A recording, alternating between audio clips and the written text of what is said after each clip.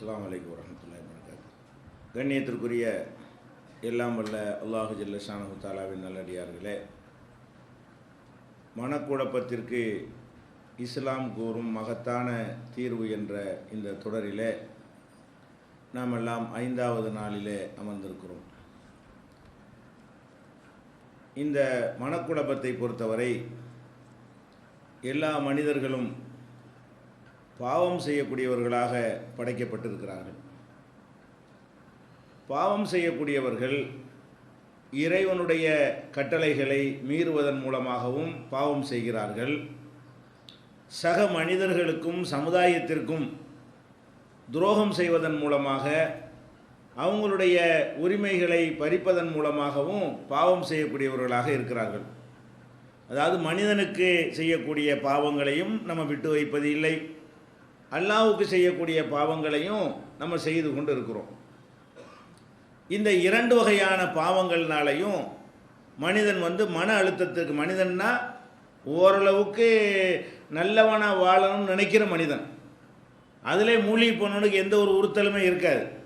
கோடி கோடியாக அடுத்தவங்களுடைய பொருளாதாரத்தை சுரண்டுனாலும் ஒரு எறும்பு கடித்த மாதிரியான ஒரு உறுத்தல் கூட இல்லாதவனுக்கு தீர்வு சொல்ல முடியாது. இஸ்லாத்தின் தீர்வை சொல்கிறதா இருந்தால் இஸ்லாத்தினுடைய ஒரு அடிப்படையாவது கொஞ்சமாவது உள்ளத்தில் இருக்கணும். அவங்களுக்கு தான் அது தீர்வு பயன் தரும். ஓரளவுக்கு அல்லாஹ்வை நம்பி இபாதத்துகளில் ஈடுபட்டு மறுமையை நம்பி நம்ம நரகத்துக்கு போயிடக்கூடாது என்றெல்லாம் பயப்படக்கூடியவர்கள் அந்த மாதிரி ஒரு சராசரியான ஈமான் உள்ள சகோதரர்களாக இருப்பார்களேயானால் அவங்க செஞ்ச பாவங்கள் அவங்கள உறுத்திக்கிட்டே இருக்கும். அப்போ ரெண்டுக்குமே அந்த மாதிரி உறுத்துவதற்கு, அந்த மாதிரி ஏற்படக்கூடிய மன அழுத்தத்திற்கும் மார்க்கத்தில் தீர்வு இருக்கிறது. முதல்ல மனிதர்கள் விஷயத்தை எடுத்துக்கொண்டோமையானால், நம்ம ஒரு மனிதன்கிட்ட கடன் வாங்குகிறோம், நம்மளை ஒருத்தன் ஏமாத்திரா என்னங்கிறது 2வது தலைப்பு. இப்போ நம்ம ஆன்மீக ரீதியாக நம்ம ஒரு ஆள்கிட்ட என்ன செய்யணும், கடனை வாங்கி ஏமாற்றி விட்டோம் என்று சொன்னால் அவன் எங்கே இருக்கான்னு தெரியவே இல்லை, தெரிஞ்சிட்டோம். இப்போ நம்மளை அழுத்தி கொண்டே இருக்கும். அவன்கிட்ட கடன் வாங்கினோமே, தருவதா சொல்லி வாங்கணும், இப்போ கொடுக்கலான்னு பார்த்து ஆளை காணாமே, அன்னைக்கு கொடுக்கக்கூடாதுன்னு நினச்சிக்கிட்டு இழுத்தடிச்சாச்சு. இன்றைக்கு ஒரு வயசு முதிர்ந்த பிறகு நாளைக்கு மௌத்து வந்துரும்னு ஒரு நடுத்தர வயசை தாண்டிய பிறகு அது மாதிரி கவலைப்படக்கூடியவர்கள் நிறைய நம்ம இடத்துல அதை கேள்வியாகவும் கேட்குறாங்க. நாங்கள் எப்படி அதை திருப்பி கொடுக்கறது, நான் மோசடி பண்ணிட்டேன், நீ என்கிட்ட நம்பி வச்சுருந்த ஒரு அமானிதத்தை இல்லைன்னு சொல்லிட்டேன், இப்போ எனக்கு அது என்னை உறுத்தி கொண்டே இருக்கிறது, படுத்தவனும் தூக்கம் வர மாட்டேங்குது, நான் நிம்மதியாக இருக்க முடியலை, இந்த நிலையில் நான் மரணித்து விட்டால் என்னுடைய நிலைமை என்ன ஆகும் என்கிற மாதிரி மனிதர்களுக்கு நம்ம துரோகம் செய்து இருந்தால் அது கண்டிப்பாக ஒரு சராசரியான முஸ்லீமுக்கு என்ன செய்யும், அது உறுத்தலையும் ஒரு பயத்தையும் ஏற்படுத்தும், ஒரு அழுத்தத்தை ஏற்படுத்தும், குழப்பத்தை ஏற்படுத்தும். ஒரு இந்த இளமையில் ஏற்படுத்தாவிட்டால் கூட ஒரு நடுத்தர வயசை கடக்கும் பொழுது ஏற்படுத்தும்.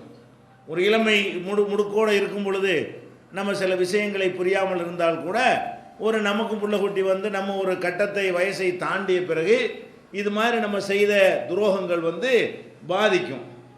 அதே மாதிரி நம்ம பக்கத்து வீட்டுக்காரன் இருப்பான், அவனுடைய ஒரு ஜான் இடத்த தள்ளி நம்ம செவத்தை போட்டுறது. நம்ம இடம் இங்கே இருக்கும் பொழுது அங்கே பக்கத்து வீட்டுக்காரன் கவனிப்பார்ட்டு இருந்தான்னு வைங்க, அவனுடைய ஒரு ஜான் இடத்த நம்ம பக்கம் சேர்த்துக்கிட்டு என்னுடையது தான் என்று அடுத்த வருஷத்தை என்ன செய்வோம், அபகரித்தவர்கள் இருப்போம். அப்போ இது அவரை உறுத்திக்கிட்டே இருக்கும், செஞ்சிருவான், என்ன செஞ்சிட்டோமே, ஆனால் விடவும் முடியாது, கட்டிவிட்டோமே, கோடிக்கணக்கான ரூபாய் போட்டுவிட்டோமே, இப்போ செவத்தை எப்படி நவட்டி வைக்கிறது, அது நேரத்தில் நவட்டாமல் இருந்தால் பாவமாயிருமே, அல்லாட்ட மாட்டிக்கிறோமே என்று இப்படியா அப்படியான்னு குழம்பக்கூடிய ஒரு நிலைமையெல்லாம் மனிதன் என்ன செய்கிறான், கண்டிப்பாக சந்திக்கிறான். அதே மாதிரி பெற்ற தாய் தந்தையரை கவனிக்கிறது அல்லாஹ்வுக்கு அடுத்தபடியாக அவங்கள கவனிக்க சொல்லி தான் அல்லாஹ் என்ன செய்கிறான், அல்லாஹ்வுக்கு இணை கற்பிக்காத பெற்றோரை பேணு. இப்படி தான் குர்ஆனில் என்ன இருக்கிறது, லா துஷ்ரிக் பில்லா, அல்லாஹ் இணை கற்பித்து விடாத, ஒபில் வாலிதைனி இஹ்சானா, பெற்றோரை நல்ல முறையில் கவனித்துக்கொள். இப்படி அல்லாஹ் நம்ம கட்டளை எடுக்கிறான். அவங்கள சீன்னு கூட சொல்லக்கூடாது. அவங்க மனவர்த்த மார்க்கத்துக்கு விரோதமான விஷயத்தை சொன்னால் கூட அதில் கட்டுப்படக்கூடாதே தவிர அவங்களுக்கு செய்கிற உதவி உபகாரங்களில் குறை வைத்து விடக்கூடாது என்று அல்லாஹ் நம்ம கட்டளை எடுக்கிறான். அப்போ எத்தனையோ பேர் என்ன செய்கிறாங்க, பெற்றோர்களை முதியவர்களாக இருக்கும் பொழுது கவனிப்பது கிடையாது. அந்த நிலையிலே தகப்பனார் இறந்துருவார். உயிரோடு இருந்தால் இப்போ திருந்தி ஏதாவது அதுக்கு ஒரு பரிகாரம் கண்டுடலாம். ஆனால் தகப்பனாரை கவனிக்காத ஒரு நிலையிலேயே தகப்பனார் நினைஞ்சிருவார், இறந்துருவார். சோறு கூட போட மாட்டான், மருத்துவம் கூட செய்ய மாட்டான். இவனுக்கு ஒரு முதுமை வரும் பொழுது நம்ம பிள்ளை நம்மளை கொண்டு தெருவில் போட்டுருவானோ என்று வரும் பொழுது தான் அவன் செஞ்ச அந்த பாவம் என்ன செய்வானே உறுத்து. எப்போ செஞ்சது, 20 வருஷத்துக்கு பிறகு இவன் செஞ்சது இப்போ மனசில் இவனுக்கு வீட்டில் மரியாதை குறையும் பொழுது, இவன் பிள்ளைகள் இவனை அலட்சியமாக நடத்தும் பொழுது, ஆகா நம்ம பெரிய தப்பில் பண்ணியிருக்கிறோம், அதைத்தான் இன்றைக்கி அனுபவிக்கிறோம், அல்லாட்ட மாட்டிக்கிறோமே என்ற மாதிரியான ஒரு பயம் வரும் பொழுது அது ஒரு அழுத்தம், மன அழுத்தம் கண்டிப்பாக ஏற்படும். ஒரு சராசரி ஈமான் உள்ளவர்களாக இருந்தால் என்ன செய்யும், மன அழுத்தம் ஏற்படும். இப்படிப்பட்டவர்களும் சமூகத்தில் இருக்கிறோம். நடுத்தர வயசை கடைந்தவர்கள் தாய் தந்தையரை சரி மனைவி சொல்ல கேட்டுக்கொண்டு தாய் தந்தையரை வீட்டை விட்டு விரட்டுவது, தனி கொடுத்தனம் போகிறோம்னு சொல்லிட்டு அவங்கள கவனிப்பாரற்று யாரும் இல்லைன்ற நிலையில் விட்டு இவர்களுடைய சுகத்துக்காக வேண்டி என்ன செய்கிறது, வெளியேறி விடுவது, இதையெல்லாம் செய்யக்கூடியவர்களுக்கு அந்த நேரத்தில் அது சரியாகப்பட்டாலும் ஒரு நேரம் மாதிரி எப்பவும் இருக்காது. ஒரு நேரம் வரும் பொழுது அவங்களுக்கு அது அவங்க மனசை என்ன செய்யும், அதை தைக்கும், அது ஆள் மனசில் பதிஞ்சு இருக்கும். அவங்களுக்கு எப்போ வரும் என்று கேட்டால் எல்லாம் கொஞ்சம் தளர்ந்து போன பிறகு யதார்த்தம் புரிய ஆரம்பிக்கும் பொழுது, நல்லது கெட்டதை சீர்தூக்கி பார்க்க ஆரம்பிக்கும் பொழுது அவங்கள ரொம்ப பெரிய ஒரு பாதிப்புக்கு ஆளாக்கக்கூடிய நிலைமையெல்லாம் ஏற்படும். அதே மாதிரி பொருளாதாரத்தை விட்டுருங்க, ஒரு மனிதனுடைய மான மரியாதையில் விளையாடுறது, அவதூறு சொல்வது, பொய்யாக ஒரு பெண் மீதை இட்டுக்கட்டி சொல்லி குடும்பத்தை நாசமாக்குறது, இப்படியான ஒரு மானம் சம்பந்தப்பட்ட விஷயம் பொருளாதாரத்தை எடுத்துக்கொள்வதுங்கிறதையும் நம்ம செய்வோம். அதே மாதிரி என்னவெல்லாம் செய்வோம், அடுத்தவன் மீது பொய்யாக ஒன்றை பரப்பி விட்டு அதனால் எவ்வளோ பாதிப்புக்கு ஆளாகுவான், சமூகத்தில் கேவலப்பட்டு அசிங்கப்பட்டு பொய் உண்மையாக இருந்தால் அது ஒரு கணக்கு. பொய்யாக ஒருவன் மீது ஏதாவது பரப்பி விட்டோன்னு வைங்க, அவனுக்கு ஏற்படக்கூடிய அந்த இழிவு அவமானங்கள் எல்லாம் ரொம்ப இடிஞ்சு போயிடுவான். அது எப்போ உறுத்தும் என்று கேட்டால் ஒரு கட்டத்தில் உறுத்தும். ஆஹா நம்ம இப்படி செஞ்சுருக்கக்கூடாது, பெரிய தப்புல பண்ணிட்டோம், அல்லாட்ட மாட்டிக்கிறோமே, அல்லா கேள்வி கேட்பானே என்று நம்முடைய அவதூறுகள் அந்த அளவுக்கு பாரதூரமாக இருந்து அதனுடைய பாதிப்புகள் பாரதூரமாக இருக்குமே. ஆனால் அதுவும் என்ன செய்யும், ஒரு மனிதனுடைய உள்ளத்தில் ஒரு உறுத்தலை ஏற்படுத்தும், அழுத்தத்தை ஏற்படுத்தும், குழப்பத்தை ஏற்படுத்தும், அவன் நிம்மதியை குலைக்கும். சராசரி மனிதனை போல் அவனுக்கு என்ன செய்ய முடியாது, எல்லா நேரமும் இயங்க முடியாது. இந்த மாதிரியான பல தவறுகள் நம்ம வாழ்க்கையில் நிகழ்கிறது. இது செய்யாத, இதில் அனைத்தையும் செய்யாட்டாலும் இந்த மாதிரி ஏதோ ஒன்று ரெண்டு செய்யாதவங்க இருக்கவே மாட்டாங்க. தாய்க்கு செஞ்சோம், பொண்டாட்டியை கூட நல்லா சந்தோஷமாக வாழ்ந்து கொண்டிருப்பார்கள். உப்பு சப்பு இல்லாத காரணத்துக்காக வேண்டி உன்னை விவாகரத்து செய்கிறேம்மா, ஒரு பைசா பிரயோஜனம் இருக்காது. அந்த காரணம் அது ஏற்கத்தக்க காரணமாக இருக்காது. சில காரணங்கள் இருக்கிறது, ஒழுக்க கடை போயிட்டாங்க, தப்பாக நடந்துட்டாங்க என்ற மாதிரி செஞ்சான்னா அது ரீசன் இருக்கிறது, அவனை உறுத்தாது. ஆனால் சல்லித்தனமான காரணங்களுக்காக வேண்டி கணவன் மனைவி என்ற ஒரு ஒப்பந்தத்துக்குள்ளே இருந்து கொண்டு மனைவிக்கு என்ன செய்கிறது, அவளை கொடுமைப்படுத்துவது, அவளை கடைசியில் டைவர்ஸ் பண்ணி விட்டுவது, அந்த குழந்தைகளை வைத்துக்கொண்டு இந்த பெண்கள் படுற கஷ்டம் இதெல்லாம் அப்போ தெரியாது. ஏன், இவருடைய சுகத்துக்கு வேற ஒரு கல்யாணம் பண்ணிக்கிறாரு.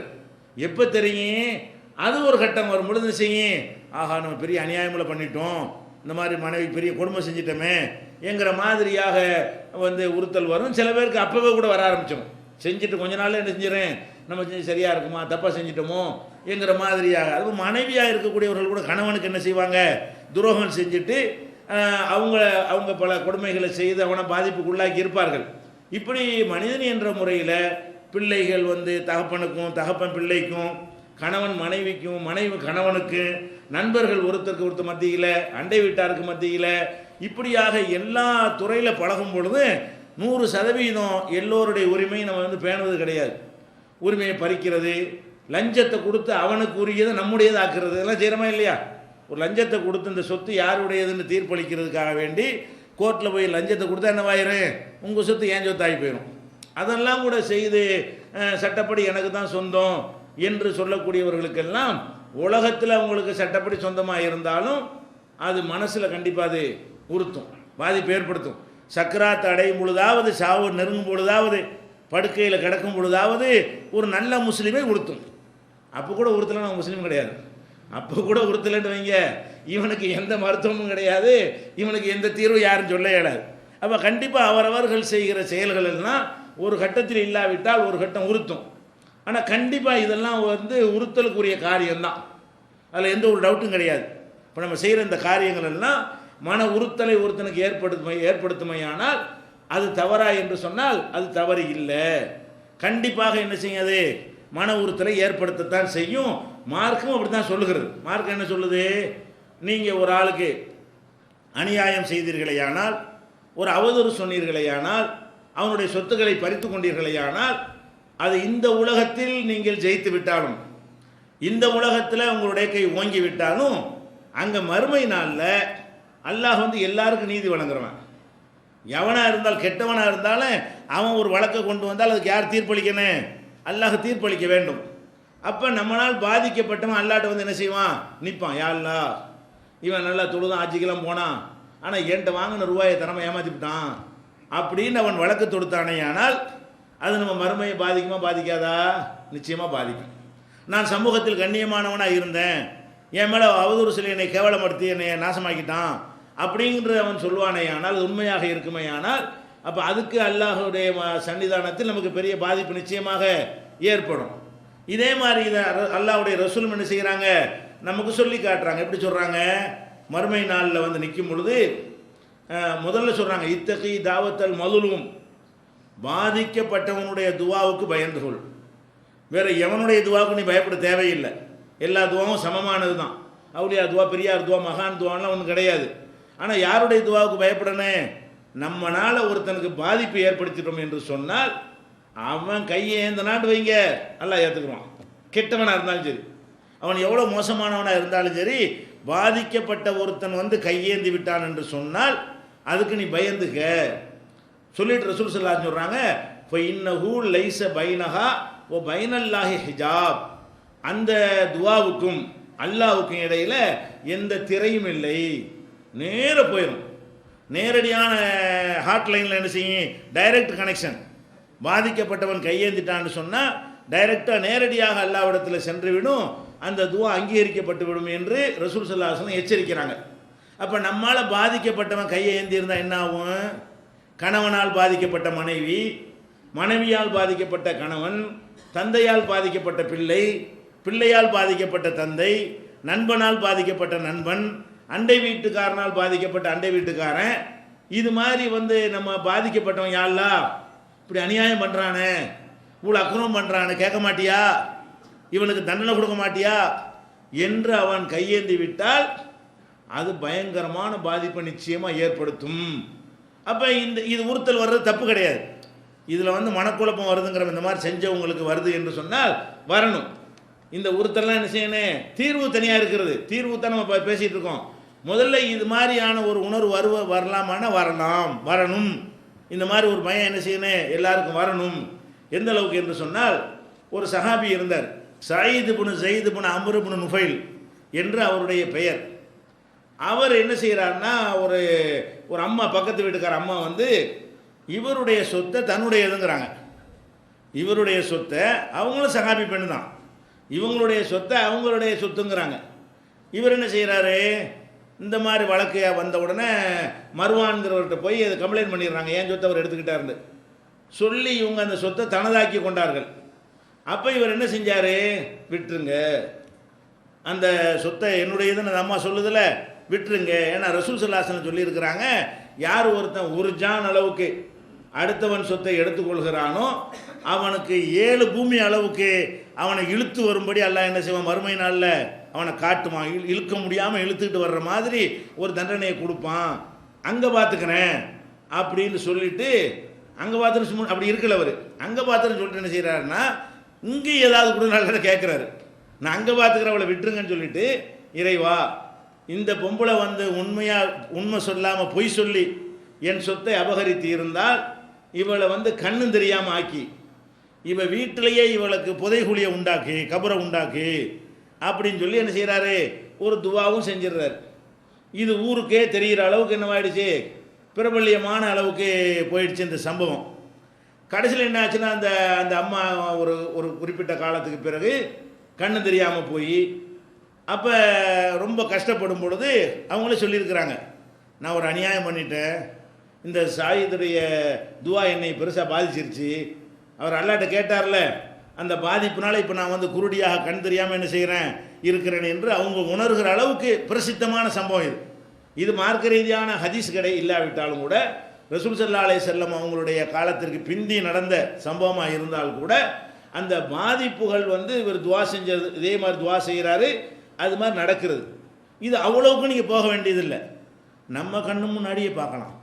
பாதிக்கப்பட்ட ஒருத்தன் அந்த கோபத்தில் ஏதாவது சொல்கிறான்னு வைங்க, அப்படியே ஒரு 5 வருஷம் 10 வருஷத்தில் உலகத்தில் என்ன செய்யும், நம்ம கண்ணு முன்னாடியே ஏதாவது ஏற்படுவது நீங்கள் பார்க்குறீங்க. பாதிக்கப்பட்டவன் நொந்து போய், ஏன்னா பெரிய இடத்துல முறையிட்டுறான்லவ, பெரிய இடத்துல முறையிடும் பொழுது எந்த திரையும் இல்லைன்னு சொன்னால் அது அல்ல ஏற்றுக்கிட்டு ஏதாவது நியாயம் வழங்குவானா இல்லையா? அந்த மாதிரி உலகத்திலையும் நடந்துவிடும். அந்த ஒரு பயமும் மனுஷனுக்கு ஒரு எதாவது ஆயிருமோ, நம்ம கண்ணு தெரியாமல் போயிடுமோ, செவுடனா போயிடுவோமோ, ஊமையாக போயிடுவோமோங்கிற பயமெல்லாம் என்ன செய்யும் வரும்.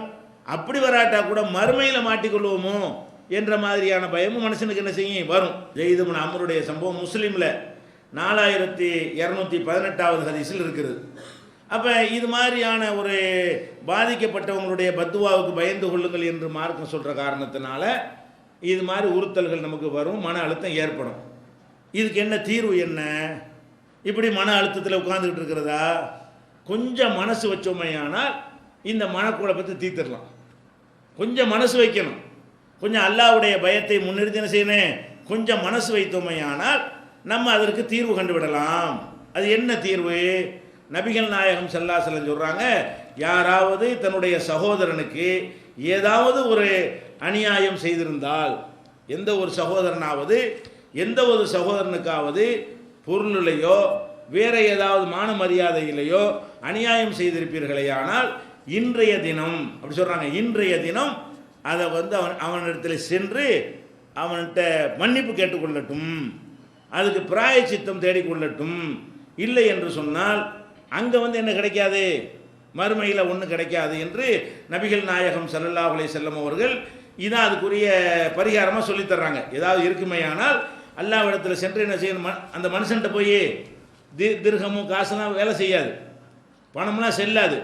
அந்த நாள் வருவதற்கு முன்னாடி இந்த அப்போ உன்ட்ட 1000 ரூபா கடன் வாங்கிட்டு ஏமாற்றிவிட்டேன், இந்த ரூபாய் வச்சுக்க, இதோட பஞ்சாயத்தை முடிச்சிக்க, ஒரு ஜான் இடத்த எடுத்துக்கிட்டேன், இந்த ஒரு ஜான் இடம் எனக்கு பெருசு இல்லை, நான் அல்லாட்ட மாட்டிக்கிற கூடாது, இடிச்சிடுறேன், நீ உன் இடத்த கட்டிக்க. இதுக்கு மனசு வரணும். வரலைன்னா தீராது. இதுக்குள்ள மருந்து இதுதான் தெரிஞ்சுக்கிட்டு அதை சாப்பிட மாட்டேன்டா, நம்ம ஒரு தவறு செஞ்சிட்டோம், அதுக்கு மனசை உறுத்திக்கிட்டே இருக்கு, அழுத்திக்கிட்டே இருக்கிறது. அதுக்கு மருந்தையும் மார்க்கம் சொல்லித்தருது. என்ன மருந்து? மனிதனுக்கு நீங்கள் அநியாயம் பண்ணீங்கன்னு சொன்னால் மனுஷனுக்கு நியாயம் வழங்கிருங்க, நேர போய் பேசிடுங்க. உங்களுடைய சுய கௌரவம், வரட்டு கௌரவம், இவ்வளோ நாள் நம்முடைய இதுன்னு சொல்லிட்டோமே, நம்ம பெருமை என்ன ஆகுறது, நம்மளை பொய்யன்னு எல்லாம் நினைப்பாங்களேன்னா இன்னும் அழுத்தம் கூட்டிகிட்டே தான் போகும். பொய்யன்னு மற்றவன் நினைக்கிறது மேட்ரா, நீ மறுமையில் மாட்டிக்கொள்ளக்கூடாது என்று ஒரு சுமை உன்னை அழுத்தி கொண்டிருக்கிறத, அந்த சுமையை இறக்கி வைக்கிறது நல்லதா? இந்த மருந்தை உட்கொள்வதற்கு நம்ம தயாராக இருந்தோமையானால் அவங்களுக்கு மன அழுத்தம் வராது.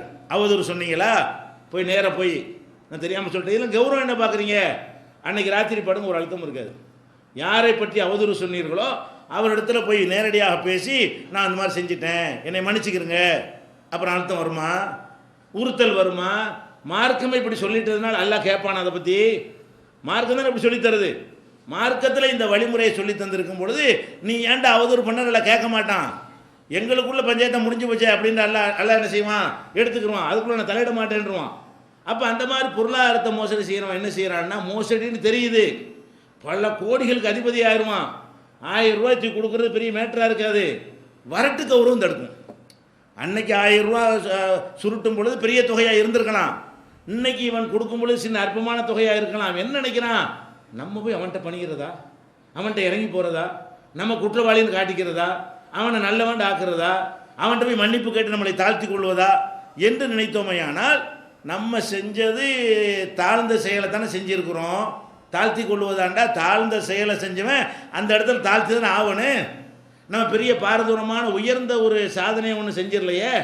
அப்போ இதை வந்து நம்ம கடைப்பிடிச்சோமையானால், அவதூறு சொன்னாலும் சரி, பொருளாதாரமாக இருந்தாலும் சரி, மோசடியாக இருந்தாலும் சரி, எந்த மாதிரியான குற்றங்கள் நம்ம செஞ்சு இருந்தாலும், மனிதர்களுடைய உரிமைகளை பறித்திருந்தாலும், அது மனசை உறுத்தாமல் இருப்பதற்கு என்ன வழி?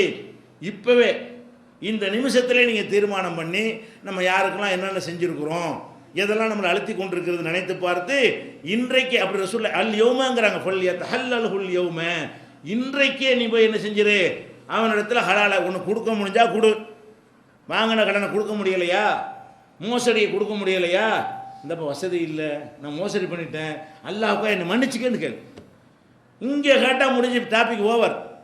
ஒன்று அந்த மோசடி பணத்தை கொடுக்க முடிஞ்சா கொடு, அது கொடுக்குறக்கு வசதி இல்லை, அன்றைக்கி மோசடி பண்ணி தின்றுவிட்டோம். இன்றைக்கி நம்மள்ட்ட அந்த அளவுக்கு திருப்பி கொடுக்குற கெப்பாசிட்டி இல்லையா, அதுக்காக வேண்டி தேடிக்கிட்டு கொடுப்போன்னு இருக்காது. தேடுற வரைக்கும் நீ இருக்கிற என்ன உத்தரவாதம் இருக்கிறது? இன்னும் 10 வருஷம் கழித்து நான் சம்பாரித்து கொடுத்துருவோம் என்றால் 10 வருஷத்துக்கு நம்ம இருப்போமா? இன்றைக்கே போயிட்டோம்னா அவன் கேஸ் கொடுத்துருவான மறுமையில், அவன் எழுந்து நிற்பானே. அப்போ நம்ம என்ன பண்ணானே, உடனே போய் அவங்கள சந்தித்து என்ற வசதிலாம் இல்லை, ஒரு காலத்தில் உன்னை ஏமாற்றி விட்டேன், கண்டிப்பாக நான் தரேனே, அல்லாஹ் வசதியை தந்தா எப்படின்னு தந்துடுறேன். ஒரு வேளை தரலைன்னு சொன்னால் நீ என்னை மன்னிச்சிரு, மறுமையில் உன்னை எந்த ஒரு வழக்கும் போட்டுறாத, அல்லாஹ் முன்னால் என்னை குற்றவாளி ஆக்காதே என்று சொல்லி பார்த்தால் இது தவிர வேறு ஏதாவது தீருமா? இந்த மன அழுத்தத்திற்கு இந்த மருந்தை தவிர வேறு எந்த மருந்தாக கொடுக்க முடியுமா? வேறு என்ன மாதிரி நீங்கள் அறிவுரையை சொல்லி அதெல்லாம் அலட்சியம் எல்லாரும் செய்கிறதா இப்போ அலட்சியப்படுத்திட்டு போனாலும் முடியாது. நம்மளை உறுத்திக்கிட்டே தான் இருக்கும், அதை அரித்து கொண்டு தான் இருக்கும், நம்மளை பாதித்து கொண்டு தான் இருக்கும். இதை பார்க்கணும். இன்னும் சொல்ல போனால் மோசடியை விடுங்க, ஒரு கடன் இருக்கிறதே சின்ன தப்பு. இது கடன்கிறது நம்ம தெரியாமல் அறியாமல் எடுக்கிறது இல்லை. ஒரு ஆள்கிட்ட போய் அவனை விரும்பி நமக்கு தர்றான், ஒரு 1000 ரூபா தாங்கன்னு கேட்குறோம். மோசடிங்கிறது தெரியாமல் எடுத்துக்கிறது, ஏமாத்துறது. கடன்கிறது என்னது, அவன்கிட்ட போய் நம்மளாக கேட்குறோம், அவனாக விரும்பி நமக்கு தர்றான், ஒரு மாதத்தில் தர்றோன்னு சொல்கிறோம், பிறகு முடியாமல் போயிடுது. இது பெரிய பெரிய அளவில் இது பாவம் வரப்போகிறது இல்லை. ஆனால் ரசூல் ஸல்லல்லாஹு அலைஹி வஸல்லம் சொல்கிறாங்க, யுகுஃபருல் ஷஹீதி குல்லு தம்பின் இல்லத்தைன். ஒருத்தன் ஷஹீத் ஆகிவிட்டான் என்று சொன்னால், அல்லாஹ்வுடைய பாதையில் உயிரை கொடுத்து விட்டான் என்று சொன்னால் எல்லா பாவமும் மன்னிக்கப்படுது, கடன் மன்னிக்கப்படாது. கடன்கிறதே கடன் மோசடிலாம் மன்னிக்கப்பட அர்த்தம் கிடையாது. உள்ளதுலேயே அடுத்தவனுக்கு செய்கிற பாவத்தில் சின்ன பாவம் எதுன்னு கேட்டால் வாங்கின கடனை கொடுக்காமல் இருக்கிறது தான். இது மோசடியிலையோ துரோகத்திலேயோ ஏமாத்துறது அளவுக்கு பெரிய விஷயம் கிடையாது. ஆனால் கடன்காரனாக இருந்து நீ உயிரையே தியாகம் பண்ணாலும் சரி அது மன்னிக்க முடியாது. ஏன்? அது வேறு மனுஷன் மேட்டு, நான் எப்படி மன்னிப்பேன்? எல்லாம் சொல்லிடுவான். நான் எப்படி போய் உன்னைய மன்னிக்கிறது? நீ ஒரு ஆள்கிட்ட கடன் வாங்கியிருக்கிற, அவன் என்கிட்ட வந்து நியாயம் கேட்பான், அவனுக்கு நான் நியாயம் வழங்கணுமா? நான் எப்படி என்ன செய்ய முடியும்?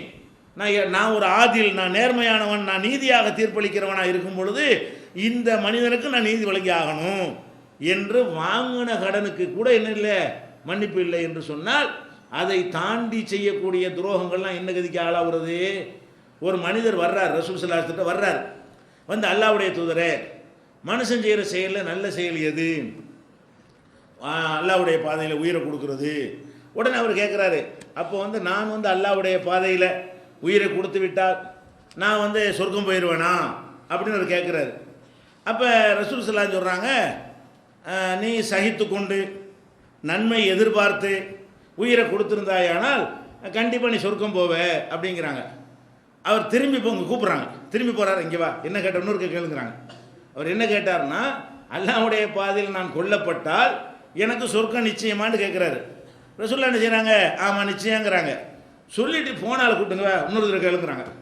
அவர் மறுபடியும் கேட்குறாரு, சொர்க்கம் நிச்சயம்தான், ஆனால் கடன்கடன் வாங்கியிருந்துட்டு வை, அப்போ உனக்கு நிச்சயம் கிடையாது, அது வந்து மன்னிக்கப்படாது கூப்பிட்டு சொல்கிறாங்க. அப்போ அல்லாஹ் சம்பந்தப்பட்ட விஷயத்தை தான் மன்னிப்பானே தவிர மனிதர் சம்பந்தப்பட்ட ஒரு விஷயத்தை வந்து அல்லாஹ் மன்னிக்கவே மாட்டான். இப்படி நபிகள் நாயகம் ஸல்லல்லாஹு அலைஹி வஸல்லம் அவர்கள் அந்த மனிதருக்கு சொல்கிறார்கள் என்று சொன்னால் அப்போ நம்ம என்ன நிலைக்கு ஆகுறது? அதைத்தான் சொல்கிறாங்க ரசூல் ஸல்லல்லாஹு. அந்த ஹதீஸ்கள்லாம் பாருங்கள், மன் கானத்லஹு மதுலமத்துன் லி அஹீஹி, ஒருவன் தன் சகோதரனுக்கு அநீதிழைத்திருப்பானேயானால் மின் இர்லிஹி அவ் மாலிஹி, அது பொருள் சம்பந்தப்பட்டதாக இருக்கட்டும், மானம் மரியாதை சம்பந்தப்பட்டதாக இருக்கட்டும், ஒரு அநீதிழைத்திருப்பானேயானால் ஃபல் யதஹல்லல்ஹு மின்ஹுல் யௌம், இன்றைக்கே அதற்கு பிராயச்சித்தம் தேடிக்கொள்ளட்டும். அவனிடத்திலே போய் இன்றைக்கே பிராயச்சித்தம் தேடிக்கொள்ளட்டும். கபுல அல்லா யகூன தீனாரும் வலா திர்ஹமுன், காசு தங்க வெள்ளி காசுகள் எல்லாம் பயன்படாத நாள் இருக்குதே, அந்த நாள் வருவதற்கு முன்னாடி இப்போவே திருத்திக்க. அங்கே போய் காசு கொடுத்து சரி பண்ண முடியாது. ரூபாய் கேட்டவன் இந்த ரூபான்னு எடுத்து கொடுக்க முடியுமா? அப்போ வெள்ளி காசு தங்க காசு ரூபாய் நோட்டுகள் எல்லாம் பயன்படாத நாள் இருக்குதே, அதுக்கு முன்னாடி செய்து கொள். இன்கான லஹு அமலும் சாலிஹுன், இவனிடத்தில் நல்ல செயல் ஏதாவது இருக்குமேயானால் உஹீத மின்ஹு பி கத்ரி மதுலமத்திஹி, இவன் செஞ்ச அநியாய அளவுக்கு அந்த நல்ல செயல் பிடுங்கப்படும். ரசூலுல்லாஹ் சொல்கிறாங்க, இங்கே நீ சரி செய்யாமல் போனால், நீ ஒரு ஆளுக்கு அநியாயம் செஞ்சுட்டு போனால் அதுக்கு அல்லாஹ் ஒரு கணக்கு வச்சுருப்பான். இந்த அநியாயத்துக்கு இவ்வளவு மார்க்கு, இந்த அநியாயத்துக்கு மைனஸ் மார்க்கு, இந்த அநியாயத்துக்கு இவ்வளோ மைனஸ் மார்க்குன்னு என்ன செய்வான், அல்ல ஒரு கணக்கு பண்ணி வச்சுருப்பான். அப்போ நம்ம ஒரு ஆள்கிட்ட கடன் வாங்கிட்டு போயிட்டோமா, இத்தனை ரூபா கடன் வாங்கிட்டோமா, இவனு ஒரு 6 மாதம் தொழுகையை பிடிச்சி அவனுக்கு கொடு. 6 மாதம் கஷ்டப்பட்டு நம்ம தொழுதுருப்போம், அந்த தொழுகையுடைய நன்மையை பிடிங்கி என்ன செய்வான்ல அவனுக்கு கொடுன்றுவான். இன்னொருத்தன் எந்திரிச்சிட்டு கேட்பான், எனக்கு 2000 ரூபா தரணுமே, 1 வருஷம் தொழுகை அவனுக்கு கொடு. இன்னொருத்தன் எந்திரிச்சு என்ன செய்வான், என் மேலே அவதூறு சொன்னான் அதுக்கு, அப்போ அதுக்கு வந்து அதை கொடு, இது கொடு, நோம்பு கொடு, ஜக்காத் எல்லாம் கொடு. கடைசியில் பார்த்தா முட்டை. அப்படி சொல்கிறாங்க ரசூல் ஸல்லல்லாஹு அலைஹி வஸல்லம். எப்படி நம்ம ஆயிடுவோம்? மனிதனுக்கு அநீதி இழைத்தவனாக போய் நின்றோமையானால் அவனுடைய அநீதிக்கு தக்கதுக்கு எல்லாம் என்ன கணக்கு வச்சு நம்ம தெரியல, அவன் ஒரு கணக்கு வச்சிருப்பான். இவ்வளோ இந்த விஷயத்துக்கு இவ்வளவு மார்க் எடுக்கலாம், இவ்வளோ அமலை எடுத்துக்கொள்ளலாம், எல்லாம் ஒரு கணக்கு போட்டிருப்பான். அப்போ அந்த மாதிரி உஹீத மின்ஹு பி கத்ரி மதுலமத்திஹி, அவனுடைய அநீதிக்கு ஏற்றவாறு அவனுடைய நன்மைகள் எடுக்கப்படும். ஒ இல்லம் தக்குன் லஹு ஹசனாத், இவன்கிட்ட நன்மை இல்லைன்னு வைங்க, அநியாயம்ன்ற அல்லாவுக்கும் ஒன்றும் செய்யலை, மனுஷனுக்கு அநியாயம் செஞ்சிருக்கான், ஒரு நன்மையும் இல்லாமல் போகிறான். அப்படி போனால் கூட அல்லாஹ் விடுவானோட விட மாட்டான். என்ன செய்வான்? உஹீத மின் செய்யாத்தி சாஹிபிஹி, யாருக்கு இவன் அநியாயம் செஞ்சானோ அவனுடைய பாவங்களை எல்லாம் எடுப்பான், எடுத்து ஃபஹுமில் அலைஹி இவன் தலையில் வைப்பான். இவனே ஏற்கனவே 100 மூட்டை வச்சுக்கிறான், பாவ மூட்டை, அதுக்கே எங்கே போகிறேன்னு தெரியல, அதில் 2 மூட்டைக்கு இவன் கையில் வை, இவன் தலையில் வை, அவன் செஞ்ச பாவ மூட்டையில் 2 மூட்டையை 102 மூட்டையாக சுமக்கட்டுன்றான்ல. புகாரியில் 2449, 6534 இந்த ஹதீஸில் இடம்பெற்றிருக்கு. அப்போ இதில் என்ன விளங்குறோம்? மனிதனுக்கு நம்ம எந்த விதத்தில் பாவம் செஞ்சிருந்தாலும் அங்கே எது பிடுங்கப்படும்? அமல் தான் பிடுங்கப்படும். மறுமையில் எவ்வளோ கஷ்டப்பட்டு ஒரு நோன்பு வைக்க எவ்வளோ கஷ்டம், சும்மா சாதாரண விஷயமா? உண்ணாமல் பிறகாமல் இருக்கிறவன் லட்டு மாதிரி 1 மாதம் நோம்பு தூக்கி கொடுத்துருவான்ல. ஏதோ ஒரு கடன் வாங்கிட்டு ஏமாற்றிட்டு போனோம்னா 1 மாதம் நோம்பு ஒரு 1000 ரூபாய்க்கு சரியாக போயிடும்.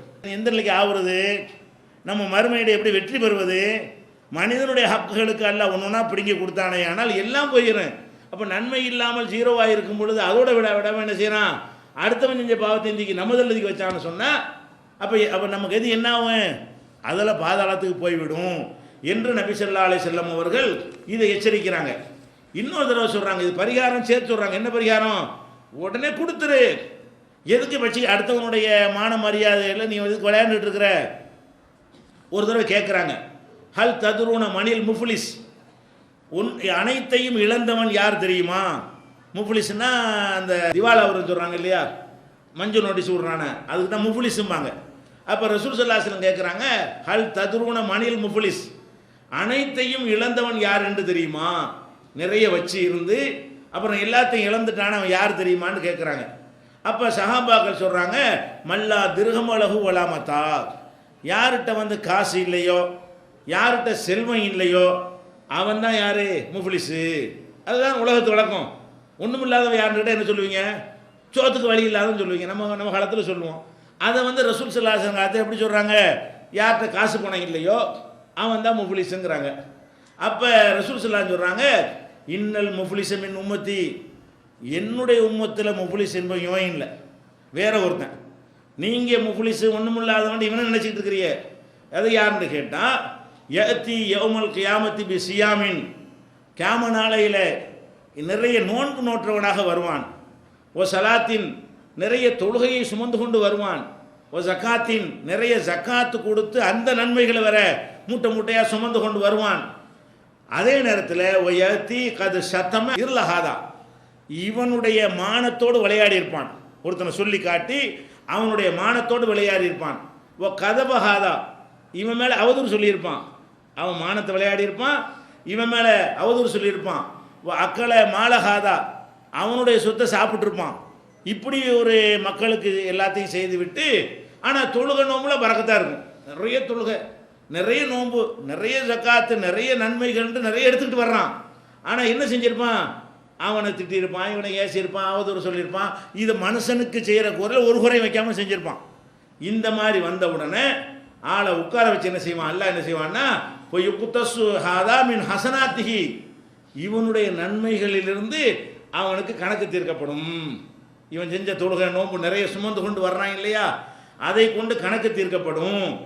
வஹாதா மின் ஹசனாத்திஹி, அவனுக்கு அதிலிருந்து தீர்க்கப்படும், அவனுக்கு தீர்க்கப்படும், ஒருத்தருக்காக தீர்க்கப்படும். கடைசியில் என்னவாயிரும்? ஃபொயின் ஃபுனியத் ஹசனாத்துஹு, எல்லா நன்மையும் முடிந்து விட்டது என்று சொன்னால் டேலி ஆயிடுச்சுன்னா பரவாயில்லை, அதுக்கு மிஞ்சி இருக்குன்னு வைங்க, அமலுக்கு மேலே அநியாயம் ஜாஸ்தியாக இருக்குது. இவன் செஞ்சிருக்கிற அமல்களை விட இவன் செஞ்சிருக்கிற மனிதர்களுக்கு செஞ்ச அநியாயம் ஜாஸ்தியாக இருக்குமே. ஆனால் அவனுடைய தவறத்துக்கு இவன் மேலே வைத்து பிறகு நரகத்தில் தள்ளிவிடுவான். இது முஸ்லீம் நூலில் 6744 ஹதீஸில் இடம்பெற்றிருக்கிறது. அப்போ இந்த மாதிரியான ஒரு பாரதூரமான விளைவுகள் வரக்கூடாது என்று சொன்னால், இந்த மாதிரி ஒரு விஷயம் நம்முடைய மனசை உறுத்தும் என்று சொன்னால் நம்ம என்ன செய்யணும்? மனுஷனுக்கு எந்த அநியாயம் செய்யாது. அதான உங்களை உறுத்துது. எதுக்கு ஒரு மனிதன் இன்னொரு மனிதனுக்கு அநியாயம் செய்யணும்? நம்மளுக்கு மேலே ஒரு பெரிய கோர்ட் இருக்கா இல்லையா? மனுஷன் கோர்ட்டுக்கு பயந்துக்கிட்டு எவ்வளோ போய் நடக்கிறீங்க? நாட்டில் ஏதாவது சட்டம் போட்டான்னு சொன்னால் அரண்டுக்கிட்டு 3 நாள் ஜெயிலில் போடுறதுக்கு பயந்துக்கிட்டு நம்ம என்ன செய்கிறோம்? அந்த சட்டத்தை ஒபே பண்ணி அதை கட்டுப்பட்டு நம்ம நடந்து கொண்டு இருக்கிறோம். அப்போ பெரிய ஒரு ஜட்ஜி ஒருத்தர் இருக்கிறான், அவன் பார்த்துக்கிட்டு இருக்கிறான், அவன் நுணுக்கமாக அனைத்தையும் கவனிக்கிறவனாக இருக்கிறான். அங்கே எல்லாருக்கும் முழுமையான நீதி கிடைக்கக்கூடிய ஒரு நாளை அவன் உண்டாக்கி வைத்திருக்கிறான். அந்த ஒரு நாளில் ஒரு அதிபதி நம்மளை பார்த்து கொண்டிருக்கிறான் என்ற அச்சம் இருக்குமேயானால் நம்ம என்ன செய்ய மாட்டோம்? இந்த மாதிரியான ஒரு காரியத்தை செய்ய மாட்டோம். இன்னும் சொல்ல போனால், இன்ன ரிஜாலன் யஹூலூன ஃபீ மாலில்லாஹி பிகைரி ஹக்கின், ஒரு உரிமையும் இல்லாமல் மக்கள் பணத்தை சாப்பிடக்கூடியவர்கள் இருக்கிறார்கள். ஃபலஹுமுன்னார் யௌமுல் கியாமா, கியாம நாளில் உங்களுக்கு நரகம் தான். ரிசல்ட் இப்படி தான் வரும். எல்லாத்தையும் கணக்கு பார்த்தீங்கன்னு சொன்னால், நம்ம அமல் கூட அடுத்தவனுக்கு போய் அடுத்தவன் பாவம்லாம் நமக்கு வந்து என்னவாகும்? நரகம் தானே கிடைக்கும். இது புகாரியில் 3118 ஹதீஸில் இடம்பெற்றிருக்கிறது. அப்போ இதில் நம்ம ஒரு முடிவுக்கு வர வேண்டும். இந்த புனிதமிக்க ரமலானுடைய மாதத்தில் நம்ம ஒரு லிஸ்ட்டை போட்டு யாருக்கெல்லாம் நம்ம அநீதி இழைத்திருக்கிறோம், யாருக்கெல்லாம் அவதூறு சொல்லியிருக்கிறோம், யார் மீதெல்லாம் வீண்பலி சுமத்திருக்கிறோம், யாருடைய பொருளாதாரத்தை சாப்பிட்ருக்குறோம், யார்கிட்ட கடன் வாங்கி ஏமாற்றிருக்கிறோம், எல்லாத்தையும் ஒரு கணக்கெடுத்து ஒரு மனுஷத்தையும் ஒரு பாவம் இல்லாதவர்களாக நம்ம போனால் அங்கேயும் நிம்மதி. அதுக்கு பிறகு நீங்கள் பாருங்கள், இந்த உலகத்தில் உங்களுக்கு நிம்மதியாக இருக்கும். மனசு அப்படி லேசாயிரும். மனசே என்னவாயிரும்? அப்படி எல்லா சுமையும் இறக்கி வைத்த மாதிரி ஒரு முழு மனநிறைவு கிடைக்கக்கூடியது ஆகிவிடும். அது போக கூடுதலாக என்ன ஏற்படும் என்று சொன்னால், நம்முடைய துவாக்கள் எல்லாம் அங்கீகரிக்கப்படுவதற்குரிய தகுதியும் அதிகரித்து விடும். எவ்வளோ விஷயங்கள் அல்லாஹ்விடத்தில் நம்ம கேட்குறோம், பல விஷயங்கள் நிறைவேறதில்லை. ஏன்? அதுக்கு ஒரு தகுதி அல்லாஹ் வச்சிருக்கிறான். என்ன தகுதி? அடுத்தவன் சொத்தை திங்கக்கூடாதுங்கிற தகுதி. முக்கியமான தகுதி என்னது? பிறருடைய பொருளை, ஹராமான பொருளை நம்ம சாப்பிட்டோமையானால், பிறருடைய பொருளை நம்ம சுருட்டி கொண்டோமையானால் நம்முடைய பிரார்த்தனைகள் அங்கீகரிக்கப்படுவதற்கும் அது தடையாக நிற்கும். நபிகள் நாயகம் ஸல்லல்லாஹு அலைஹி வஸல்லம் சொல்கிறாங்க, ஒரு மனிதன் நீண்ட பயணத்தை மேற்கொள்கிறான், தலையெல்லாம் புழுதி படித்து விடுகிறது. அந்த நேரத்தில் வந்து துவாக்கள்லாம் ஏற்றுக்கிறப்படும். பிரயாணத்தில் ஒருத்தன் செய்கிற துவாவுக்கு என்ன இருக்குது? வெயிட்டு கூட. உள்ளூரில் வந்து துவா யாரும் செஞ்சிடலாம், ஏன்னா அவனுக்கு அது மாதிரியான அவனுக்கு எடுக்கக்கூடிய அம்சங்கள் குறைவாக இருக்கும். வெளியூருக்கு போயிட்டீங்கன்னு சொன்னால் நம்மளை கெடுக்கிற அம்சம் நிறைய இருக்கும். ஏன்? நம்மளை யாருக்கும் தெரியாது, என்ன தப்பு செஞ்சாலும் யாரும் கண்டுக்கிற மாட்டான். அந்த ஒரு தைரியத்தில் என்ன செய்வான்? எல்லா தப்பும் செய்வான். சொந்த ஊரில் தப்பு செய்யறதுக்கு பயப்படுவான். ஏன்? பாப்பா பார்த்துருவார், அம்மா பார்த்துருவாங்க, அண்ணன் பார்த்துருவான், தம்பி பார்த்துருவான், அவன் பார்த்துருவான், இவன் பார்த்துருவான் அப்படின்னு சொல்லிட்டு யாராவது பார்த்துருவானேங்கிற பயம் இருக்கும் பொழுது லோக்கலில் அவன் ஊரில் வந்து தவறு குறைவாக செய்வான். தெரியாத ஊருக்கு போயிட்டோம்னு சொன்னால் நிறைய தப்புகள் செய்வான். ஏன்? அல்லாஹ்வுடைய பயம் இருந்தால் மட்டும்தான் செய்ய மாட்டான், மனுஷனுக்கு பயப்பட தேவையில்லை. அப்போ அந்த நேரத்தில் ஒருத்தன் அல்லாஹ்வை நினச்சி தப்பு செய்யாமல் இருப்பானே, ஆனால் அவனுக்கு கூடுதல் தரஜா கொடுக்கணுமா இல்லையா? அதுக்காண்டி எல்லாம் துவாவை ஏற்றுக்கிறான். உள்ளூரில் இருந்து நீங்கள் கேட்குற துவாவை விட ஒரு வெளியூரில் போய் நீங்கள் துவா கேட்டீர்களே, ஆனால் வர்ற மனுஷனுக்கு பயப்படாமல் அல்லாஹ்வாகி எனக்கு மட்டும் பயந்து இந்த மாதிரி என்னிடத்துல துவா செய்கிறான் என்று எல்லாம் ஏற்றுக்கிடுவான். அப்போ ரசூல் ஸல்லல்லாஹு அலைஹி வஸல்லம் சொல்கிறாங்க, இந்த மாதிரி நீண்ட ஒரு பயணத்தை மேற்கொண்டு தலையெல்லாம் புழுதி படிந்து அவ்வளோ பெரிய பிரயாணத்தை மேற்கொண்டு விட்டு அவன் என்ன செய்கிறான்டா? கையை உயர்த்தி யா ரப்பி யா ரப்பி என்று இறைவா இறைவா என்று அவன் தேவைகளை கேட்கிறான். ஆனால் ஓ மத்தாமுஹு ஹராம், அவன் உண்ணுகிற உணவு ஹராமாக இருக்கிறது. ஓ மஷ்ரபுஹு ஹராம், அவன் அருந்துகிற பானம் ஹராமாக இருக்கிறது. ஓ மல்பசுஹு ஹராம், அவன் போட்டிருக்கிற ஆடை ஹராமாக இருக்கிறது. அண்ணா யுஸ்தஜாபுலஹு, பிறகு எப்படி இவனுடைய துவா ஏற்றுக்கிறப்படும்? நீ அடுத்தவன் சொத்தை தின்னுக்கிட்டு இருக்கிற நேரத்தில் உன் சொத்தை நீ சாப்பிடலை, உன்னுடைய பொருளை நீ சாப்பிடாம பிறருடைய பொருளை ஹராமான வழியில் நீ சாப்பிட்டு கொண்டிருப்பாய், ஆனால் உனக்கு எப்படி ஏற்றுக்கொள்ளப்படும் என்று நபி ஸல்லல்லாஹு அலைஹி வஸல்லம் கேட்குறாங்க. அதனால் இந்த பாவத்திற்கு வந்து ஒரே பரிகாரம் என்னவென்று சொன்னால், மனிதர்களுக்கு செய்ய வேண்டிய அந்த பிராயச்சித்தத்தை உலகத்தில் செய்துவிட வேண்டும். உலகத்தில் செய்து விடுவதன் மூலமாக இந்த வகையான மனக்குழப்பங்கள் நம்ம விட்டு என்ன செய்யறேன்? எடுபட்டு போய்விடும். இது ஒரு நிறைய பேருக்கு இருக்கக்கூடிய ஒரு குழப்பம். அடுத்ததாக அல்லாஹ்வுக்கு செய்கிற பாவம் ஒன்று இருக்கணும் மனிதர்கள்ட்ட. நம்ம நிறைய இளமையான காலங்களில் நிறைய தப்புகள், எல்லா இளைஞர்களும் தப்பு செஞ்சுருப்பாங்க. இன்றைக்கி பெரிய வேறு மாதிரி நம்மளை மாற்றி கொண்டு இருக்கக்கூடியவர்களாக இருந்தாலும் அவங்களுடைய இளமையை நம்ம பார்த்தோம்னு சொன்னால் அது சொல்லிக்கொள்ளத்தக்கதாக இருக்காது. 99 தேராது. இளைஞர்களை எடுத்துக்கொண்டீர்களே ஆனால் அந்த இளமைக்கே உள்ள எல்லா விதமான சைத்தான் விளையாட்டுகளும் அனைவற்றையும் என்ன செய்யும் இருக்கும். அப்போ அந்த மாதிரியான பாவங்களை செய்துவிட்டு அல்லாஹ்வுக்கு பாவம், அடுத்தவன் சொத்தை எடுத்துக்கொள்வது, அவதூறு சொல்வது, அது மனிதனுக்கு சம்மந்தப்பட்ட விஷயம். அது இல்லாமல் விபச்சாரம் செய்வது, தண்ணி அடிக்கிறது, அது மாதிரியான சில தவறுகளை எடுத்துக்கொண்டீர்களே ஆனால் அதிகமான இளைஞர்கள்ட்ட அது இருக்கும். அந்த மாதிரி பாவம் செய்யக்கூடியவர்கள் இளைஞராக இல்லாவிட்டால் கூட எத்தனை கடமைகளில் பொடுபோக்காக இருப்பார்கள், இபாதத்துகளை செய்ய மாட்டார்கள், பேணுதலாக இருக்க மாட்டார்கள். அது மாதிரியான பாவங்களை மனுஷன் என்ன செய்கிறான், செய்து கொண்டு இருக்கிறான். அப்போ எப்போ பார்த்தாலும் பாவம் செய்கிறவனு இருக்கிறான். எப்போ பார்த்தாலும் தண்ணி அடிப்பான். என்னடான்னு கேட்டால் விடலாம் தான் நினைக்கிறேன் காலையில், சாயந்தரம் போனால் அங்கே போய் நிற்பான். அப்போ இதில் விடவே முடியாத அளவுக்கு அதில் மூழ்கி போய் பாவத்திலேயே மூழ்கும்போது என்னவாகுதுன்னா ஒரு நேரத்தில் உறுத்தல் வரும். அல்லது திருந்தி இனி நல்லவன் ஆகும்போது நினைக்கும் பொழுது நம்ம கடந்த காலத்தில் செஞ்ச பாவமெல்லாம் செஞ்சிட்டோமே, அதையெல்லாம் சமுதாயத்தில் வச்சு லட்சக்கணக்கான கோடிக்கணக்கான மக்கள் மத்தியில் வச்சு எல்லாம் அம்பலப்படுத்தி நம்மளை கேவலப்படுத்தினா என்ன ஆகுறது, நம்மளை பிடிச்சி நரகத்தில் கொண்டு தள்ளனா என்ன ஆகுறது என்ற மாதிரியான பயமெல்லாம் ஓரளவு இரையச்சமுடைய மக்களுக்கு வரும். இது அவங்களுடைய மனசை பாதிக்கும். அவங்க நிம்மதியாக இருக்க முடியாது. ஒன்றுனா மனக்கண்ணில் ஓட விட்டா என்ன செய்யும், நீங்கள் கண்ணை மூடி சிந்திச்சு பார்த்தீர்களே ஆனால் உங்களுக்கு அது மாதிரி நிறைய வரும். நம்ம என்னென்னலாம் செஞ்சுருக்கிறோம், என்னென்ன பாவங்கள்லாம் செய்திருக்கிறோம் என்பதெல்லாம் என்ன செய்யும் மனசில் வரும். அதுக்குள்ளே பட்டியல் போட்டு போக தேவையில்லை. ஆனால் நம்ம எல்லோரும் பாவம் செஞ்சுருக்கிறோம். அல்லாஹ்வுக்கு செய்த பாவங்கள்னாலையும் நமக்கு மன உறுத்தல் வறுமையானால் அதுக்கு மார்க்கத்தில் உறுத்தல் வரணும், கண்டிப்பாக வரணும். ஆனால் மன அழுத்தமாக ஆகாமல் இருப்பதற்கு என்ன பரிகாரம் என்று சொன்னால் அதுக்கு மார்க்கத்தில் பரிகாரம் இருக்குது. என்ன பரிகாரம்? ஃபஸ்ட்டு நம்ம விளங்கி கொள்ளணும், மனிதனால பாவம் செய்யறவன படைக்கப்பட்டிருக்கிறான். பாவம் செய்யாதவனாக மனிதன் படைக்கப்படவே இல்லை. ஒரே ஒரு ஆளை கொண்டாந்து காட்டி இவர் ஒரு பாவமும் செய்யலை சொல்ல முடியுமா? ஒரு ஆளை சொல்லவே முடியாது.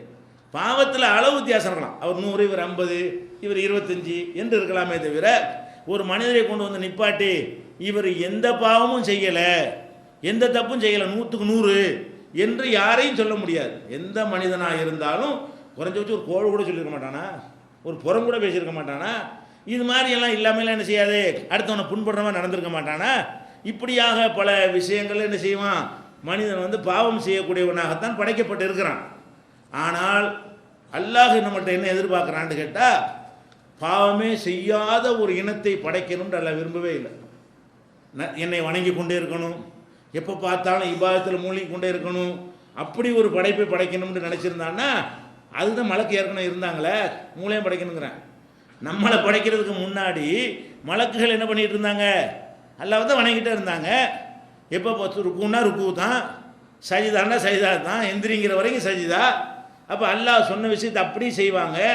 ஏன் எதுக்குன்னு கேட்க மாட்டாங்க. 100க்கு 100 கட்டுப்படுறதுங்கிறமே அதை செய்யக்கூடிய ஒரு படைப்பு ஏற்கனவே இருந்ததா இல்லையா? இருந்தது. அவர்களை மிஞ்சி இபாதத்து செய்யறதுக்காக நம்மளை படைத்தான். மலக்குகளை மிஞ்சி இபாதத்து செய்ய முடியுமா? முடியாது. அப்போ மலக்குகள் வந்து எல்லா விதமான இபாதத்துகளையும் 100க்கு 100 செய்து கொண்டு இருக்கும் பொழுது ஒரு கட்டளையை கூட என்ன செய்ய மாட்டாங்க, அவங்க அல்லாஹ்வுடைய கட்டளையை மீற மாட்டார்கள் என்று இருக்கும் பொழுது நம்மளை வந்து அல்லாஹ் படைக்கிறான். படைக்கும்போது அவங்களுக்கும் அதான் கொஸ்டின் ஆகுது, எதுக்கு படைக்கிறோம், நாங்கள் உன்னை வணங்கிட்டே இருக்கிறோம், எப்போ பார்த்தாலும் துதிச்சிக்கிட்டே இருக்கிறோம், இப்படி ஒரு படைப்பு படைச்சிங்கன்னா இவங்க ஒன்றோட கொண்டு பண்ணுவாங்களே என்று மலக்கள் என்ன பண்ணுறாங்க, அவங்களே அல்லாஹ்விடத்தில் ஒரு கேள்வி கேட்கக்கூடிய அளவுக்கு மனித படைப்புடைய விஷயம் ஆரம்பிக்குது. ஆனால் என்ன செய்யறான், அல்லாஹ் நம்மளை படைக்கிறான்.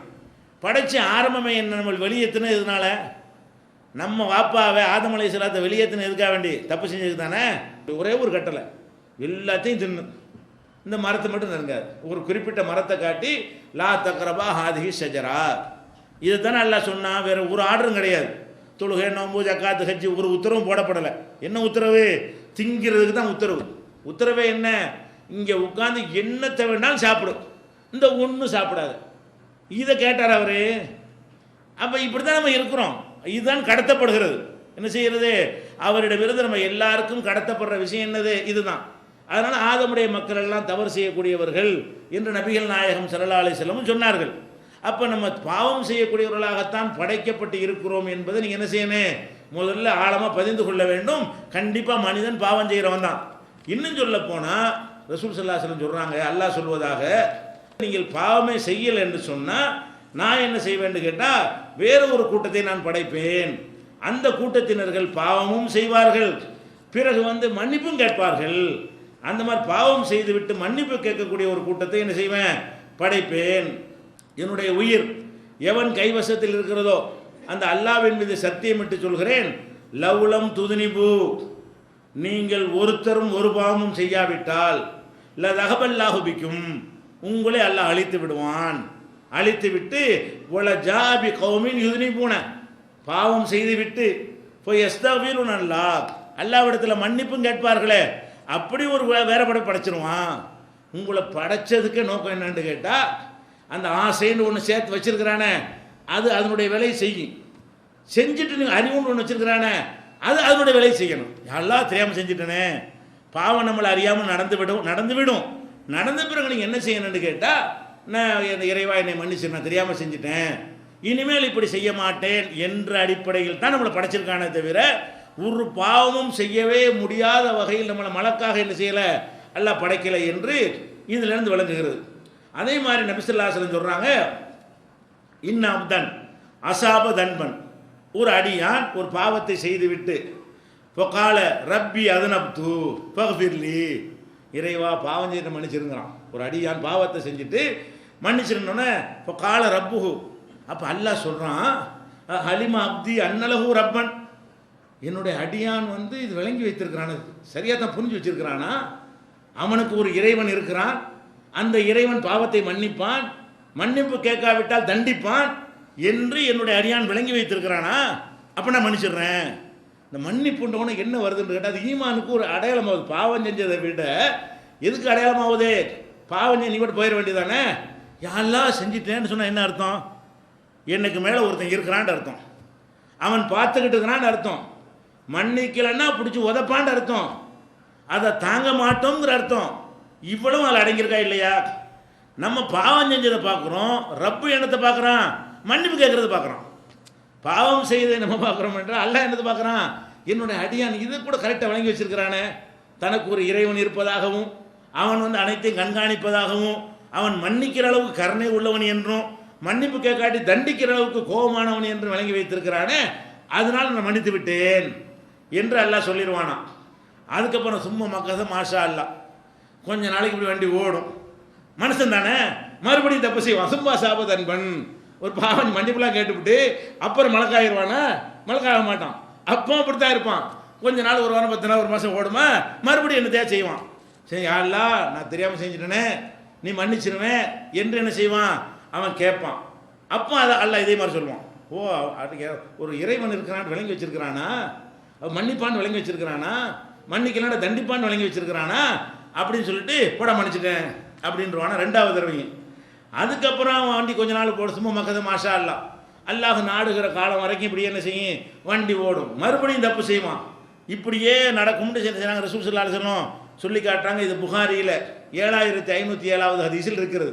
அப்போ நம்ம பாவம் செய்கிறோம் என்று சொன்னால் அதுக்கு பரிகாரம், பாவம் செய்யாதாலும் யாரும் கிடையாது, வேணும்னு பிளான் பண்ணி செய்யாதீங்க, ஆனால் நம்மளை மீறி செய்வோம். பிளான் பண்ணி செய்யணும்னு திட்டம் போட்டு செய்ய தேவையில்லை. ஆனால் நம்ம எவ்வளவு கண்ட்ரோலாக இருக்க நினைத்தாலும் ஒரு நேரம் இல்லாவிட்டால் ஒரு நேரம் நம்ம என்ன செய்வோம், சில தவறுகளை சில பாவங்களை செய்யத்தான் செய்வோம். செஞ்சால் என்ன செய்யணும், உடனே சுதாரித்து கொண்டு, யா அல்லாஹ் என்னை கட்டுப்படுத்த முடியாமல் நடந்து விட்டது, என்னை மன்னிச்சிரு, இனிமேல் நான் அதை செய்யவே மாட்டேன், நான் திருந்திக் கொள்கிறேன், மறுமையில் என்னை பிடிச்சிடாதே என்று அழுது அவனுடைய மரியாதையை அவனுடைய கண்ணியத்தை எப்படி ஆதம் அலைஹிஸ்ஸலாம் கேட்டாங்களோ, என்ன கேட்டாங்க, தப்பு செஞ்சு வெளியேற்றினோன்னே ரப்பனா லலம்னா அம்புசனா, இறைவா எங்களுக்கு நாங்கள் அநீதி இழைத்து விட்டோம், இல்லம் தகஃபிர்லனா ஓ தரகம்னா, நீ எங்களை மன்னித்து அருள் புரியவில்லை என்று சொன்னால் லனகூனன்ன மினல் காசிரீன், நாங்கள் தான் நஷ்டவாளி ஆயிரும், உனக்கு ஒன்றும் கிடையாது, உன்னை விட்டு நாங்கள் யார்கிட்ட போவோம், நீ மன்னிக்கிறனா எங்களுக்கு தான் நஷ்டம் என்று ஆதம் அலைஹிஸ்ஸலாம் எந்த உணர்வோடு கேட்டார்களோ அந்த உணர்வோடு நம்ம கேட்டோமையானால் கண்டிப்பாக என்ன செய்வான், அல்லாஹ் மன்னிச்சிருவான். அப்போ எவ்வளோ பெரிய பாவம் செய்தவர்கள் உங்களில் இருந்தாலும் அதுக்கு உள்ள பரிகாரம் என்ன? உறுத்தல் வேண்டியது, உறுத்தல் வரலாம். ஆனால் அந்த உறுத்தலுக்கு உடனே அதை மனக்குழப்பமாக்கி விடாமல், மன அழுத்தமாக்கி விடாமல் என்ன செய்யணும்னா அல்லாஹ்விடத்தில் சரணடைந்து விடுங்கள். அல்லாஹ்விடத்தில் என்ன செய்யுங்க? மன்னிப்பு கேட்டு விடுங்கள், திருந்தி விடுங்கள். இன்றைக்கே திருந்தி விடுங்கள், மனக்குழப்பம் போய்விடும், மன அழுத்தம் வராது. அப்போ அந்த மாதிரி ரசூல் ஸல்லல்லாஹு அலைஹி வஸல்லம் அவர்கள் நமக்கு என்ன செய்கிறாங்க? வழிகாட்டுறாங்க. எந்த அளவுக்கு அல்லாஹ் மன்னிப்பான்னு சொன்னால் ரசூல் ஸல்லல்லாஹு சொல்கிறாங்க, கியாமனால் இடத்தை நிப்பாட்டி இருக்கும்போது அல்லாஹ் எப்படி மன்னிக்கிறோன்னு பாருங்கள். கியாமனால் நிப்பாட்டி இருக்கும்போது தனியாக வந்து கேட்பான ஒருத்தட்டையா, அல்ல வந்து 1000 வருஷத்துக்கு நிற்கிறான ஒரு நாள் இல்லையா, பெரிய நாளில் அதில் விசாரணை நடக்கும் பொழுது ஒரு மூமின்கிட்ட போய் நின்று அவனுடைய பாவத்தையெல்லாம் என்ன செய்வான்? அல்ல சொல்லி கேட்டோம், டேய் இதை செஞ்சியா? ஆமாம். அதை செஞ்சியா? ஆமாம். அதை செஞ்சு அப்படி தயாரிப்பு தன்பக்கதா ஆமாம். கெதி கலங்கிடுவானா, என்னடா இது பட்டியல் ஒன்று ஒன்றா இல்லை கேட்குறானே, என்ன தீர்ப்பு சொல்லுவானோ தெரியலையே அப்படின்னு சொல்லி இவன் ஒரு பாவத்தை செஞ்சு உலகத்தில் யாருக்குமே தெரியாமல் இருக்குமே அந்த மாதிரி பாவங்களே எல்லாம் எடுத்து விடுவான்.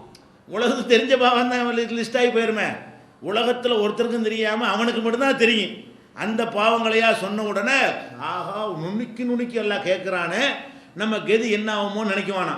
அப்புறம் என்ன செய்வான்? அல்ல என்ன செய்வான்னு கேட்டால், எல்லாம் நான் செய்யத்தான் செஞ்சேன்ன உடனே, உலகத்தில் இருக்கும்போது நான் மறைச்சிட்டேன், நீ மன்னிப்பு கேட்டுட்டேன், நான் நினைச்சிட்டேன் உனக்கும் எனக்கும் உள்ளதை ஆக்கிக்கிட்டேன், இப்போ மறைச்சின கொடுறா, இப்போ என்ன செஞ்சிட்டத மன்னிக்கிறது மட்டும் இல்லை, உன்னை மறைச்சிட்டேன், யார் மத்தியிலும் சொல்ல மாட்டேன், நீ பாவமே செய்யலை, ஓடு சொர்க்கத்துக்கு என்று அல்லாஹ் அனுப்பிவிடுவான். அப்படி கருணை காட்டுறவனா இருக்கிறான்.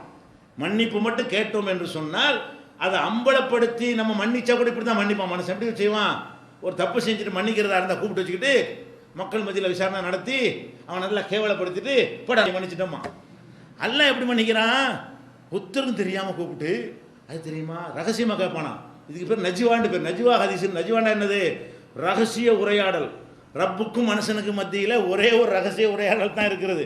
இந்த ரகசிய உரையாடலா யாருக்கும் கேட்காம அல்லாஹ் என்ன செய்யணும்? ஒவ்வொருத்தண்டையா கதிகளைக்கு போகும்போது ஓடா அன்னைக்கே மறைச்சிட்ட மறேன், இப்போ என்ன அம்பலப்படுத்த போகிறேன், இப்படி ரப்பு மன்னிப்பான்னு நீங்கள் நினைத்தீர்களே, ஆனால் திருந்துங்க. அதாவது பாவம் செய்ய தூண்டுறதை எடுத்துக்கிற கூடாது. நம்மளை மீறி பாவம் நடந்தால் மன்னிப்பு கேட்க வேண்டும். மன்னிப்பு கேட்பதற்கு தான் இது சொல்கிறோமே தவிர எல்லாம் போய் ஆளாளுக்கு என்ன செய்ய, திருட போங்க, கொலை செய்ய போங்க, கொள்ளடிக்க போங்க அப்படின்னு கிடையாது. நம்ம நல்லவனாக வாழ்வதற்கு தான் முயற்சி பண்ணணும். ஆனால் அப்படி முயற்சி பண்ணாலும் 100% யாரும் ஜெயிக்க மாட்டோம். 1-2 ஃபெயிலியர் ஆயிரும், ஒரு 5 ஃபெயிலியர் ஆயிரும். ஆனால் ஆயிட்டோன்னு அதில் நீடிக்கலாமா? அதையே மறுபடி தொடரலாமா? உடனே என்ன செய்யணும்? சுதாரித்து கொண்டு மன்னிப்பு கேட்க வேண்டும். இது வந்து புகாரியில் 2441, 6070, 7514 இந்த ஹதீஸ்கள்லாம் இருக்கிறது. இப்படி அல்லாஹ் என்ன செய்யறான்? மன்னிக்கக்கூடியவனாக இருக்கிறான். அதே மாதிரி வந்து ரசூல் ஸல்லல்லாஹு அலைஹி வஸல்லம் அவங்க சொல்றாங்க, ஓ சாரிவு இலா மகஃபிரத்தி மிர் ரப்பிக்கும், நீங்கள் உங்கள் இறைவனுடைய மன்னிப்பை நோக்கி விரைந்து வாருங்கள். அல்லாஹ் நம்மள்ட்ட எதிர்பார்க்குறது என்னன்னு கேட்டால், பாவம் செய்யாமல் இருக்கிற எதிர்பார்க்கல. நம்ம தானே அப்படி படைச்சிருக்கிறோம், பாவம் செய்யக்கூடியதான மனுஷன் நம்ம தானே படைச்சிருக்கிறோம், செய்யத்தான் செய்வான். அல்லாஹ் என்ன எதிர்பார்க்குறான்னு கேட்டால், மன்னிப்பை நோக்கி விரைந்து வாருங்கள், அவசரப்படுங்கிறான். சாரிவுன்னா என்ன அர்த்தம்? இப்போ நம்ம வாட்டுக்கு 25 வருஷம் பாவம் செஞ்சுட்டு மன்னிப்பு கேட்கக்கூடாது. செஞ்சால் உடனே யாரெல்லாம் இனிமேல் செய்ய மாட்டேன்னு என்ன செய்யணும்? உடனடியாக மன்னிப்பு கேட்டு விடுங்கள் என்று 3:133 எல்லாம் சொல்லி காட்டுகிறான். உள்ளதீன இதா ஃபாலு ஃபாஹிஷத்தன், ஒரு தவறை ஒருவர் செய்து விடுவார்களே ஆனால், அவு லலமு அன்புசகும், தங்களுக்கு தாங்களே அநீதிழைத்து விடுவார்களே ஆனால், தக்கருல்லாக உடனே அல்லாஹ்வை நினைவு கூர்ந்து ஃபஸ்தக்ஃபருல் ذுனூபிஹிம், தங்களுடைய பாவத்திற்கு அல்லாஹ்விடத்தில் மன்னிப்பு கேட்பார்களே ஆனால், வமை யக்ஃபிரு ذுனூப இல்லல்லாஹ், அல்லாஹ்வை தவிர யார் மன்னிக்க? நான் தான் மன்னிக்கணும், வா மன்னிச்சிடுறேங்கிறான் அல்லாஹ். நீ லேட் பண்ணக்கூடாது. பாவங்கள் செஞ்சிட்டோம்னு சொன்னால் உடனே என்ன செய்யணும்? இது வரைக்கும் பழைய பாவம் லிஸ்ட் இருந்தால் போட்டு இன்னைக்கு மன்னிப்பு கேட்டுருங்க. இனிமேல் ஏதாவது பாவம் செஞ்சோம்னு சொன்னால் உடனே யாரெல்லாம் தெரியாமல் செஞ்சுட்டேன் அவன்கிட்ட மன்னிப்பு கேட்டு இனி திருந்தி கொள்ள வேண்டும் உறுதிமொழி எடுங்கள். அதுக்கு பிறகு நீங்கள் முடிஞ்ச அளவு கட்டுப்படுத்துங்கள். அதே மீறி நம்ம மறுபடியும் செய்தால் மறுபடியும் கேளுங்கள், எல்லாம் மன்னிக்கிறவனாக இருக்கிறான். ஆனால் மீறி செய்யக்கூடியதாக இருக்கணுமே தவிர தேடி செல்லக்கூடிய நிலைக்கு என்ன செய்யக்கூடாது? ஆளாகிடக்கூடாது. இது 3:135 வசனத்தில் அல்லாஹ் இதை சொல்லி காட்டுகிறான். ஒமையாமல் சூஅன், யார் ஒரு தீமையை செய்கிறானோ, அவ் எதிரியும் நஃப்ஸஹு, தனக்குத்தானே அநீதிழைக்கிறானோ, சும்மா யஸ்தக்ஃபிருல்லா, பிறகு அல்லாஹ்விடத்தில் பாவ மன்னிப்பு தேடுவானே ஆனால், யஜிதுல்லாஹ கஃபூர ரஹீமா, அல்லாஹ்வை மன்னிக்கக்கூடியவனாக கண்டிப்பாக காண்பான். அல்லாஹ் மன்னிக்கிறவன் தான். அஃபலா யதூபூன இலல்லாஹ், அல்லாஹ்விடத்தில் தௌபா செய்ய மாட்டீர்களா? ஓ யஸ்தக்ஃபிருனஹு, பாவ மன்னிப்பு தேட மாட்டீர்களா என்று 5:74 அல்லாஹ் என்ன செய்யறான்? கூப்பிடுகிறான், நம்மளை எல்லாம் கூப்பிடுறான். யா இபாதி அல்லதீன அஸ்ரஃபு அலா அன்ஃபுஸிஹிம், தங்களுக்கு தாங்களே அநீதலைத்து விட்ட எனது அடியார்களே, லா தக்னுது மின் ரஹ்மத்தில்லாஹ், என்னுடைய அருளை நம்பிக்கை இழந்துடாதீங்க. இன்னல்லாஹ யக்ஃபிரு துனுப ஜமியா, எல்லா பாவத்தையும் மன்னிக்கிறேன். இன்னும் சொல்ல போனால் ரசூல் ஸல்லல்லாஹு அலைஹி வஸல்லம் வந்து ஒரு அழகான ஒரு சம்பவத்தை சொல்லி அல்லாஹ் எப்படி மன்னிக்கிறாங்கிறாங்க. எப்படி? ஒரு அடியான் பாலைவனத்தில் போய்கிட்டு இருக்கும்போது ஒட்டகத்தில் உணவு தண்ணீர் எல்லாம் வச்சுருக்கிறான். திடீர்னு ஒரு மரத்தில் இறங்குறான். தூங்குனா ஒட்டகத்தை காணாம். இப்போ என்னவாங்க நிலைமை? செத்தம் உழவுதான். திறந்த வழியில் வீடு வாசல் கிடையாது, சாப்பாடு ஒட்டகத்து மேலே இருக்குது, தண்ணி அதில் தான் இருக்குது, இங்கே ஓடி போச்சு, இந்த இடத்துல செத்து கருவாடா போக வேண்டியதான் மனுஷன் நினச்சிருவான். திடீர்னு பார்த்தா ஒட்டகம் வந்து நிற்கிது. இப்போ என்ன போன உசுறு திருமண மாதிரி இருக்குமா இல்லையா? இப்படி சொல்கிறாங்க ரசூல் ஸல்லல்லாஹு அலைஹி வஸல்லம். அல்லாஹ் வந்து ஒரு அடியான் பாவ மன்னிப்பு கேட்கும் பொழுது ஒட்டகத்தை தவறவிட்டவன் திரும்ப கிடைத்தால் எவ்வளவுக்கு சந்தோஷப்படுவானோ அதை விட சந்தோஷப்படுகிறான். நம்முடைய ரப்பு எப்படிப்பட்டவன் என்று சொன்னால், பாவம் செஞ்சதுக்காக வேண்டி கோவிக்கிறவன் இல்லை. உங்களை அறியாமல் பாவம் செய்தவர் கோவிக்க மாட்டான். திருந்தி மன்னிப்பு கேட்டீங்கன்னு சொன்னால், என் அடியான பார்ப்பா, என்னை பற்றி எவ்வளோ பயம் இருந்தால் மன்னிப்பு கேட்குறான். அவனுக்கு உருகிய உணர்ச்சி அடிப்படையில் தப்பு செஞ்சுட்டா கூட நான் பிடிப்பேங்கிற பையன் இருக்க போய் தானே மன்னிப்பு கேட்குறான். நான் தண்டிப்பேங்கிற அச்சம் இருக்க போய் தானே என்கிட்ட வந்து சரணடைகிறான். அதனால் அழுது என்கிட்ட கேட்குறான் என்று அல்லாஹ் எடுத்துக்கொள்வான் என்று நபிகள் நாயகம் ஸல்லல்லாஹு அலைஹி வஸல்லம் சொல்லி காட்டுகிறார்கள். அதனால் வந்து அல்லாஹ்வுக்கு செய்த பாவமாக இருந்தால் நீங்கள் தௌபா செய்யுங்கள். தௌபா உறுத்தல் வந்தால் தௌபா செய்து விட வேண்டும். அதுக்கு பிறகு அந்த பாவத்தை செய்ய மாட்டோம் என்று உறுதிமொழி எடுக்க வேண்டும். அந்த உறுதிமொழியில் கடைப்பிடிப்புகிற ஒரு லட்சியத்தோடு இருக்க வேண்டும். மீறி மறுபடி நடக்கலான்னு சொல்ல முடியுமா? நடக்கும். என்ன நினச்சிடக்கூடாது, பாவ மன்னிப்பு கேட்டுவிட்டால் ஜென்மத்துக்கு அதை மறுபடியும் செய்ய மாட்டோம்லாம் சொல்ல முடியாது. ஆனால் செய்ய மாட்டோங்கிற உறுதியோடு தான் மன்னிப்பு கேட்க வேண்டும். ஆனால் நம்மளை மீறி ஒன்று நடந்து விடுமையானால், அப்படி அல்லாஹ் படைச்சிருக்கிற காரணத்தினால மறுபடியும் மன்னிப்பு கேட்டாலும் அல்லாஹ் மன்னிக்கிறவனாக இருக்கிறான். இந்த ஒரு அடிப்படையை கொண்டு இந்த குழப்பத்தை தீர்த்து கொள்ள வேண்டும். அல்லாஹ்வுக்கு செஞ்ச பாவமாக இருந்தாலும் சரி, மனிதனுக்கு செய்த பாவமாக இருந்தாலும் சரி, ரெண்டுக்கும் பிராய சித்தங்கள் மார்க்கத்தில் இருக்கிறது. அது நம்முடைய மனக்குழப்பத்தை தீர்க்கும். இது போக இன்னும் சில இஸ்லாம் குறித்த நம்பிக்கைகள் சிலருக்கு மனக்குழப்பத்தை ஏற்படுத்துகின்றன. அந்த நம்பிக்கைகளை சரியான முறையில் சீர்படுத்தி கொண்டோமேயானால் அந்த குழப்பம் தீர்ந்து விடும். அதை இன்ஷா அல்லாஹ் நாளை பார்த்துவிட்டு அதுக்கப்புறம் நம்மெல்லாம் இந்த உலகத்தில் ஏற்படுற குழப்பத்தை தானே நம்ம ரொம்ப ஆசைப்பட்டுட்டு இருக்கிறோம், எதிர்பார்த்துக்கிட்டு இருக்கிறோம். அந்த விஷயத்தை இன்ஷா அல்லாஹ் அடுத்த நாட்களில் பார்க்கலாம். அஸ்ஸலாமு அலைக்கும். திருக்குரான் தமிழாக்கம் பி ஜெய்னுலாபிதீன். அனைவருக்கும் புரியும் எளிய நடை. தேவைப்படும் வசனங்களுக்கு தெளிவான விளக்கங்கள். கலை சொற்களின் விளக்கங்கள். திருக்குரான் எவ்வாறு அருளப்பட்டது, எவ்வாறு தொகுக்கப்பட்டது என்பது குறித்து முழுமையான விளக்கம். நபிகள் நாயகம் ஸல்லல்லாஹு அலைஹி வஸல்லம் காலம் முதல் இன்று வரை குர்ஆன் பாதுகாக்கப்பட்ட வரலாறு. திருக்குரான் இறைவனின் வார்த்தைகள் என்பதற்கான அடுக்கடுக்கான ஆதாரங்கள். முந்தைய பதிப்புகளை விட மெருகூட்டப்பட்ட செய்திகள், கூடுதலான பக்கங்கள், அழகிய வடிவமைப்பு, உயர்தரமான பைண்டிங். விலை ரூபாய் 330 மட்டுமே. வெளியீடு மூன் பப்ளிகேஷன், நம்பர் 83/3, முதல் மாடி, மூர்தரு, மண்ணடி, சென்னை 1. போன் 65690810.